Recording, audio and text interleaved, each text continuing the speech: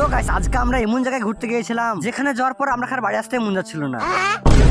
তো হ্যাঁ গাইস, ব্যাপারটা তোমরা আমি শুরু থেকে বলি। হ্যাঁ গাইস, আজকে হলো জুম্মার দিন। তবে গাইস ওয়েদারটা দেখো কত সুন্দর। তারপর আমি চলে গিয়েছিলাম জুম্মার নামাজ পড়তে। তবে জুম্মার নামাজ শেষ করে চলে গিয়েছিলাম একটু ঘোরাঘুরি করতে। তবে গাইস কি বলবো, গিরগিটির মতন একদম আবহাওয়া বদলাচ্ছে। একবার মেঘলা, একবার রোদ্রু, আবার একবার বৃষ্টি। কি হচ্ছে গাইস বুঝতে পারছি না। তবে গাইস কিছুক্ষণ রাইড করার পর আমরা একটা এমন জায়গা দেখতে পেলাম যেটা দেখলে তোমরাও আসতে মন যাবে। হ্যাঁ গাইস, আমি এই জায়গাটার জন্যই বলছি গাইস, দেখো একবার কত সুন্দর জায়গা। ওয়াও। তবে গাইস দেখো এখানে কতগুলি শিয়াল, ওরে বাপরে ভয় লাগছে রে পালারে।